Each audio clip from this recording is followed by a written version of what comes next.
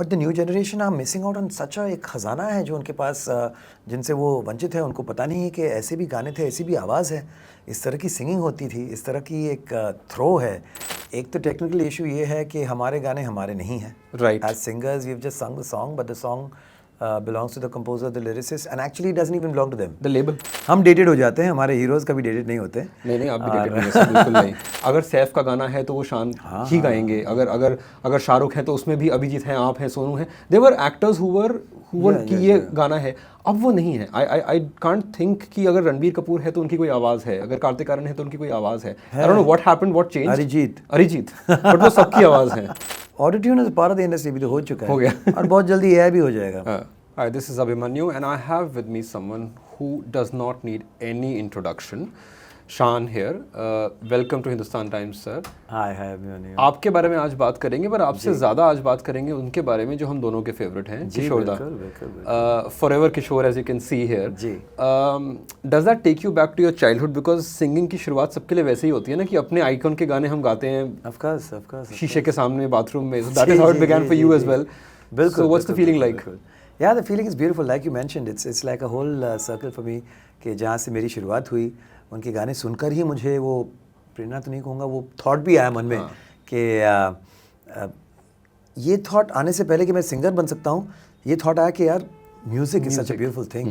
गाने क्या कमाल के होते हैं यार, music and lyrics, and you know the voice that made its place in my heart for the first time was of course Kishore Da's voice. और फिर मैं उनकी आवाज़ में जो कुछ भी बना, जहाँ भी बना, ढूंढता रहता था और सुनता रहता था, रेडियो में स्पेशली। और उस ज़माने में मिड लेट 70s में उनके ही गाने बजते रहते थे हमेशा रेडियो पर, तो उन्हीं को सुनते रहता था और उनके साथ गुनगुनाते रहता था। सो या आज वही गाने फिर स्टेज पर गाने का मौका मिला है मुझे। So I am very excited, very nervous also. ये जिम्मेदारी भी है ना थोड़ी, बिकॉज बहुत ज़्यादा बहुत बड़ी जिम्मेदारी है। बिकॉज अपने गाने ऑफ कोर्स आपके अपने हैं, दैट योर्स, बट किशोर दा के गानों के साथ you are carrying his legacy. बिल्कुल। और उनके गाने तो हम ऐसे महफिलों में तो गाते रहते हैं, लेकिन एक प्रॉपर इतने बड़े ग्रैंड थिएटर NMCC में टिकट विकट खरीद के लोग आएंगे, so you have to put up a fantastic show. So we are working towards lot of hard work towards that. मेरे सारे शोज़ के जितने रिहर्सल्स नहीं हुए उतने इस पर करने पड़ रहे हैं। जी। What changes when you sing someone else's song in someone like Kishore Da versus when you're doing your own thing? No, when you're singing Kishore Das songs, obviously the one thing that you have to get out of your head very quickly is कि you know मैं उनकी तरह हूबहू नहीं गाना है मुझे। Right, of course. लेकिन साथ साथ उनकी जो एक थ्रो है, उनकी जो एक स्टाइल है, उसको आप बिल्कुल मतलब आप स्केल ही बदल दो, गाने का टेम्पो ही बदल दो और उसको एक अलग ही जगह ले जाकर गाओ, तो वो जो उनको सुनकर जो लोगों को जो फीलिंग होती थी, जो अनुभूति होती थी, उस फीलिंग को अगर आपको जगाना है तो उनके आपको आसपास तो आना है।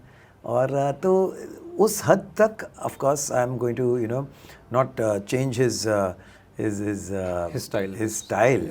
मे बी एक आध नोट यहाँ वहाँ, लेकिन अनकॉन्शियसली अगर हो जाए, but otherwise I'll try to sing as close as I can to him. Keep his soul there. जो of course, and through him the soul of the song. I like that there are people who are organizing such things, you know, that there are people who, you including, and the backers of this show, yes. that they are coming out with such things जो 90s में मुझे याद हैं. As a kid growing up, I used to remember that वो covers जो होते थे, वो चाहे स्टेज पे हों, चाहे वो एल्बम में हो, वो बहुत पॉपुलर थे, बहुत प्रेवलेंट थे। कहीं फिर वो ख़त्म हो गए थे। I'm just glad that is coming back. ना आप देखिए कि आज के जो यंगस्टर्स है, जैसे my own kids inclusive, you know, मुझे उनको किशोर दा के गाने सुनाने पड़ते हैं, रफ़ी साहब के गाने सुनाने पड़ते हैं कि देखो ऐसे गाने हैं, ये गाने बने थे। और इनका तो फिर भी इट्स ईजी, कहीं ना कहीं ना वो सुन लेंगे, अरे डैड सिंगर है तो डैड को सुनते सुनते कहीं पहुंच जाए। But the new generation are missing out on such एक ख़जाना है जो उनके पास जिनसे वो वंचित है। उनको पता नहीं है कि ऐसे भी गाने थे, ऐसी भी आवाज़ है, इस तरह की सिंगिंग होती थी, इस तरह की एक थ्रो है, इस तरह के शब्द और शायरी और मेलोडीज exactly. तो you know if we can do this and you know bring back these songs to a new generation, I think it's not a service to what has happened. It is a service to what is meant to happen. Yeah. And I like that you mentioned the melodies, because you know when I am on social media, a lot of people keep saying हाँ वो melodies miss करते हैं। तो आप सुन लीजिए जब आ रही है तो. And that is happening a lot also now, because I was listening to a few of the songs that recently that you sung in one of the films, and Sonu sir had a song recently in Param Sundari, and I said, you know, it is a very very 90s kind of melody that you guys still have. And do you ever get offers कि अपने गाने reprise करने को? Because that is the trend that is happening in these days. नहीं, एक तो technical issue ये है कि हमारे गाने हमारे नहीं हैं. Right. As singers, we've just sung the song, but the song belongs to the composer, the lyricist, and actually it doesn't even belong to them. The label. It belongs to the label, so you know you can't really do this unless the label wants you to do it. You know they'll pull it down, right? वो आप नहीं कर सकते. एक वो, बाकी किसी singer को कहना कि जब आप कोई गाना गाते हो तो उसमें आप मेलोडी लाते हो, वो भी गलत बात है. आप हमें डेडिट कर रहे हो कि हम जब गाते तो गाना लगता है कि ये 90s का गाना है या 2001 का गाना है. कहाँ पे आती है? हाँ, वो तो गाने पर निर्भर होता है ना. अगर गाने का मेलोडी ऐसा है और उसे लेकिन हाँ, ये एक माइंडसेट है कि जैसे, क्योंकि अगर आप उदित जी आज का भी गाना गाएंगे तो आप कह रहे यार 90s वाला लग रहा है, क्योंकि उनकी आवाज़ में वो टोन है. हमने एसोसिएट शान अब का गाना गाएगा तो लगेगा अरे यार वो 2000 वाला लग रहा है. अब जब शाहरुख खान पठान में एक्टिंग कर रहे हैं, आप नहीं कह रहे हो कि यार ये तो राम जानी लग रहा है या यू नो बाजीगर लग रहा है. नहीं, लेकिन ये एक माइंडसेट है. हम डेटेड हो जाते हैं, हमारे हीरोज कभी डेटेड नहीं होते. नहीं, आप भी डेटेड नहीं, बिल्कुल नहीं. तो हम भी ये नहीं चाहेंगे कि हम भी चाहेंगे कि जब हम आज अगर मैं कोई गाना आज का गाना गाऊंगा तो आप उसको आज के नज़रिए से अगर आप सुनेंगे तो you will find it very modern, very fresh. You will find my voice very today. I'll ask you one thing, and that is something that Kishore Da was an expert at, and till very recently that was happening. Playback, that has been the foundation of our music, Hindi film music, Indian film music, I would say. कि एक singer को एक actor की आवाज़ हो जाना was a very common thing. Kishore Da was the voice of I think pretty much everyone he sang for, from Mr. Bachchan to Rajesh Khanna. And that happened with your generation as well. Well, you were known for कि अगर सैफ का गाना है तो वो शान ही गाएंगे. अगर शाहरुख है तो उसमें भी अभिजीत हैं, आप हैं, सोनू हैं. They were actors who were कि ये गाना है. अब वो नहीं है.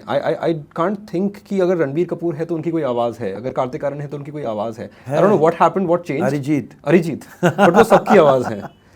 But I don't see the playback happening. But that culture is gone. The culture of modulating to the actor, that is something that actually हमारे रहते रहते ही ये चीज़ जाने लगी थी. और ये तो किसी की एक पर्सनल कीड़ा आप कह सकते हैं कि अगर मैं इनके लिए गा रहा हूँ तो थोड़ा ऐसा गा दूंगा, उनके लिए गा रहा हूँ तो वैसा गा दूंगा. तो चूंकि बचपन से हम सुनते आ रहे हैं कि जब रफ़ी साहब शम्मी कपूर जी के लिए गाते थे तो ऐसा गाते थे.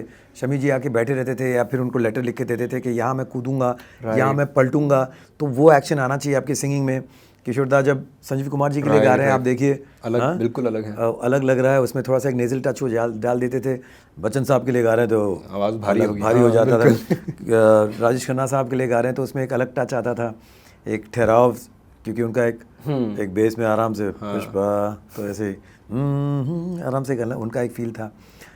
ऋषि कपूर के लिए वो एक एनर्जी थी. तो अलग अलग तो वो चीज़ें हम जब हमें ये मौका मिला तो हमने भी वो चीज़ें अप्लाई की. अब we were not told, but वो कि वो देखा है, जो सीखा है, सुना है, जो that culture is now gone. Is it also because sometimes you don't even know who you're singing for these days? That's an obvious reason, but sometimes even when you know it, that effort is not to be made. Even when you're casting for an actor, you know, okay, this is the actor, that's his voice, that is his energy, that is his style. I should get a voice that will match that actor. That has gone out of the window. That has gone out of the window. It's sad. At least that was still around when we were there. It was. But now it's not 20 years ago, I think it was there.